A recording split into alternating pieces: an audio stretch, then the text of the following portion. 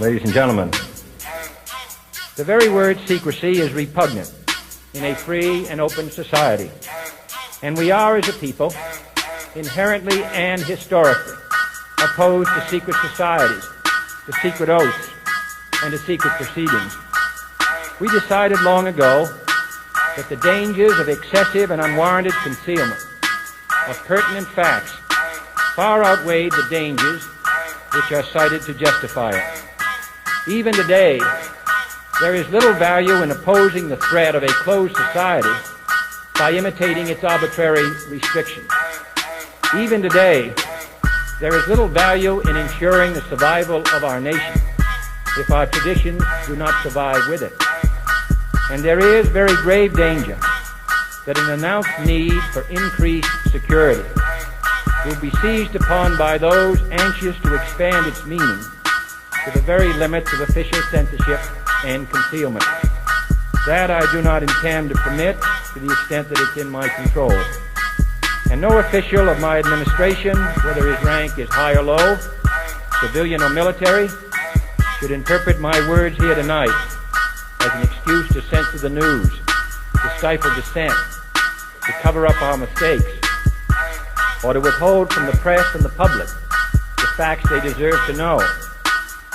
For we are opposed around the world by a monolithic and ruthless conspiracy that relies primarily on covert means for expanding its sphere of influence, on infiltration instead of invasion, on subversion instead of election, on intimidation instead of free choice, on guerrillas by night instead of armies by day.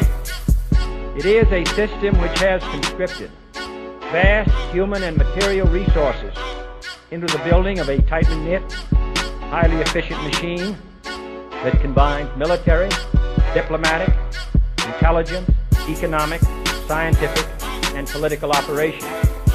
Its preparations are concealed, not published.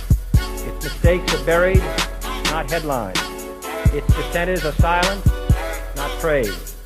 No expenditure is questioned, no rumor is printed, no secret is revealed.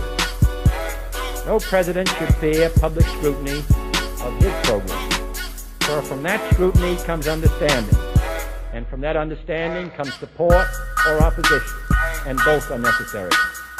I am not asking the newspapers to support an administration, but I am asking your help in the tremendous task of informing and alerting the American people.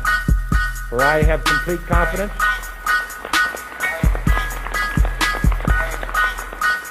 in the response and dedication of our citizens whenever they are fully informed. I not only could not stifle controversy among your readers, I welcome it. This administration intends to be candid about its errors. For as a wise man once said, an error doesn't become a mistake until you refuse to correct it. We intend to accept full responsibility for our errors, and we expect you to point them out when we miss them. Without debate, without criticism, no administration and no country can succeed, and no republic can survive. That is why the Athenian lawmaker Solon decreed it a crime for any citizen to shrink from controversy. And that is why our press was protected by the First Amendment, the only business in America specifically protected by the Constitution, not primarily to amuse and entertain, not to emphasize the trivial and the sentimental, not to simply give the public what it wants, but to inform, to arouse, to reflect, to state our dangers and our opportunities, to indicate our crises and our choices, to lead, mold, educate, and sometimes even anger public opinion. This means greater coverage and analysis of international news, for it is no longer far away and foreign, but close at hand and local. It means greater attention to improved understanding of the news, as well as improved transmission.